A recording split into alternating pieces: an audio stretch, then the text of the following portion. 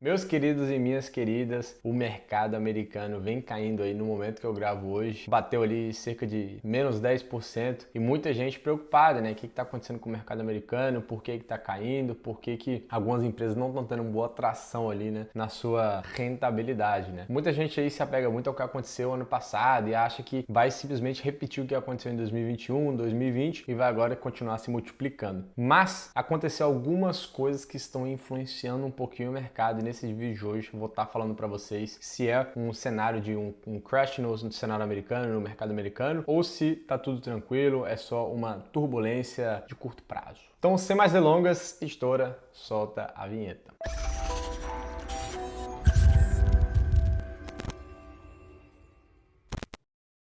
E galera, quando a gente está falando de bolsa americana, a gente está falando de S&P 500. É basicamente a mesma coisa. Quando a gente fala de bolsa americana, você já lembra de quê? S&P 500. Ele basicamente representa as 500 maiores empresas americanas. E é basicamente isso que é o S&P 500. Não tem muito mistério. E antes da gente continuar o vídeo, já solta o like aqui no vídeo, se inscreve no canal se você é raiz aqui, se você me acompanha há muito tempo, chega soltando o like e tamo junto. E o S&P 500 ele tá para os Estados Unidos o que o Ibovespa tá para o Brasil. Então é basicamente o que a gente usa os índices para saber como que está a bolsa de cada país. Outra coisa que é importante ressaltar também quando a gente está falando de investimento nos Estados Unidos é justamente a força do dólar perante ao real, beleza? Então trazendo aí nos últimos anos tivemos aí uma valorização de 83% de valorização do dólar frente ao real, mais de 16% de uma rentabilidade anual, se você fosse trazer aí nos patamares de uma empresa, por exemplo. E a pergunta que eu recebi muito foi: estamos em bear market, né? Estamos no mercado de baixa aí, sim ou não? Antes da gente tentar entrar um pouquinho aqui, quero trazer para vocês o conceito, o que é um bear market, né? O que simboliza então um bear market? Porque existe uma formulazinha muito básica, né, pra gente saber, umas regrinhas, né, que a gente entende que é um bear market ou não. E basicamente o bear market ele é associado com uma queda muito frequente e constante do S&P 500 ou de qualquer outro índice geral, como a Dow Jones, por exemplo. Mas títulos e commodities também podem ser considerados em mercado de baixa, caso sofra aí um declínio acima de 20%. E obviamente durante um período sustentável pelo tempo, não é simplesmente ele cair 20% em um dia,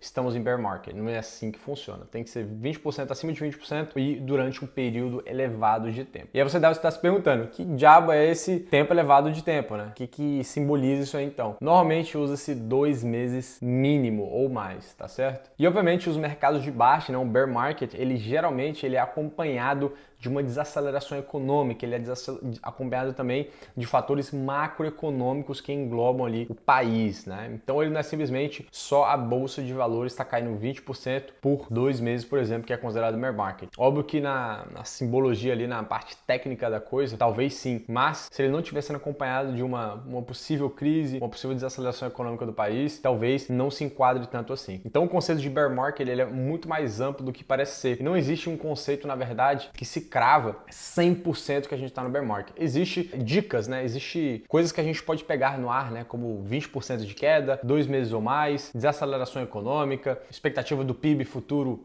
ruim, né, a moeda enfraquecendo, enfim. Existem vários fatores que a gente pode olhar e analisar eles junto num conglomerado, tá? Mas nunca de forma individual. Outra coisa que é muito importante ressaltar é que o mercado, ele depende muito da política do Fed, né? Ele é o player principal, ele tem todas as atenções, ele tem o holofote. Por quê? O Fed, ele tem o poder de mudar os juros básicos, é a mesma coisa do Banco Central brasileiro. Ele pode chegar lá e mudar os juros dos Estados Unidos e mudar drasticamente toda a perspectiva da economia. No caso, por exemplo, dos Estados Unidos, tem uma inflação aí que já bateu acima de 7%, uma alta maior até do que em épocas de décadas de 80, 70, até meados ali da Segunda Guerra Mundial, inclusive. Então, estão batendo uma inflação altíssima, então se espera de que o Fed ele venha aumentar então os seus juros, né, para poder conter um pouquinho a inflação. Isso já vem acontecendo, essa expectativa já vem acontecendo há algum tempo, né, durante 2021 inteiro veio acontecendo isso, e a inflação não parava de subir, não parava de subir, e eu já comentava, quem me acompanha lá no Instagram já sabia que eu falava isso veementemente, né, várias vezes, que ele tinha que aumentar, senão a inflação ia continuar subindo, o povo ia continuar sofrendo. Mas ele manteve, e agora na última reunião, inclusive, não se safou muito. No final ali de novembro, dezembro, ele já tinha mudado a palavra, né? Eu já falava isso também. Ele falava que a inflação era transitória. E eu falava, não é transitória, não existe transitória para essa inflação, com esses núcleos que estão sendo hoje inflacionários, não existe isso, não tem como você falar que é inflacionário. Então, ele usava desse artifício mais para comunicar com o povão, né? Que talvez seja um pouco menos instruído, mas quem já era do meio, eu acho que muita gente já imaginava que não era transitório. E foi o que acabou acontecendo, ele já deu o forward guidance, né, que é basicamente ele já deu instrução futura de que vai aumentar os juros, então isso já meio que veio precificado. Então é basicamente por isso que o S&P 500, a Dow Jones, teve uma queda muito grande, tá? Os custos operacionais eles aumentam, isso influencia muito nas empresas, né? O fluxo de caixa futuro das empresas diminui também, ele fica totalmente diferente, distorcido. Isso é negativo até para os países emergentes, né? Porque você está aumentando a taxa de juros dos Estados Unidos, então para você valer a pena, né, investir no Brasil, por exemplo, o Brasil teria que ter um prêmio muito maior do que eu tenho hoje, por exemplo, caso os Estados Unidos resolva aumentar a sua taxa de juros. Então o Brasil ele teria aí que aumentar a sua taxa de juros também. Se ele não aumentar, o dólar vai aumentar porque muitas pessoas vão tirar o dólar do Brasil. Então o dólar vai subir, a inflação vai subir e o Brasil vai ter que reajustar de novo a taxa Selic. Então é um corredor de coisas que acontece quando o Fed resolve aumentar a taxa de juros dos Estados Unidos. É por isso, inclusive, que o FMI já pediu para os Estados Unidos aumentar devagar a taxa de juros, porque eles ficaram tanto tempo sem aumentar e agora seria necessário então aumentar de forma galopante para equilibrar novamente. Mas a gente sabe que se eles fizerem isso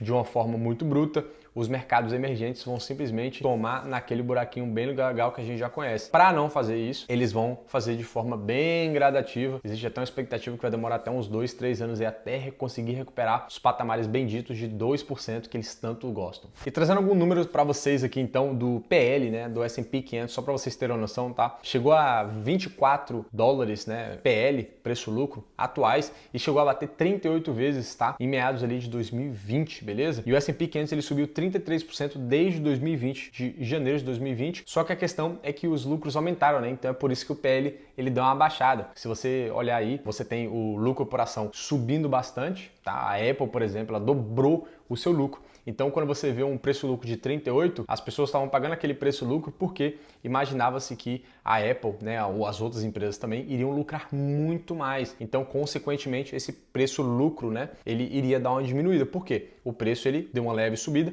mas o lucro aumentou muito, né? Então, você tem aí a Google, por exemplo, que ela dobrou, né, de lucro por ação. A Apple também passou todo o rodo aí, passou o carro no lucro por ação nos resultados dela. Então, o preço-lucro ele vai dando uma reduzida. Agora, com esse aumento dos juros, tem uma expectativa de uma desaceleração da economia, principalmente em empresas do varejo e que tem um operacional muito forte, né? Que não é o caso das empresas de tecnologia, né? Ela não tem um operacional tão custoso assim. Mas outras, principalmente do setor industrial e tudo mais, é muito mais pesado nelas. Então, há uma expectativa de uma desaceleração bem interessante aí. Mas essas são as informações que eu tenho para vocês hoje. Não estamos em um bear market. Eu acho que falta muito ainda para isso acontecer. Acho que o mercado ainda está muito aquecido, tem muita liquidez no mercado e esse aumento dos juros do Fed ele vai acontecer de forma gradativa e gradual, mas eu acho que vai ser tranquilo. O mercado ele continua bem interessante, sem motivo para pânico nenhum. Beleza? Se vocês gostaram, tamo junto. Solta o like, é nóis. Um abraço, até a próxima.